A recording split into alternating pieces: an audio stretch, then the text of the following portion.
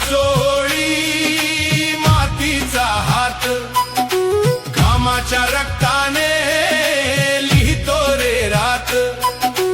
कातळ जमिनीवर टाकलाय पाश, तरीही डोळ्यात सुखाचीच आस. फाटकी चोळी मातीचा हात, घामाच्या रक्ताने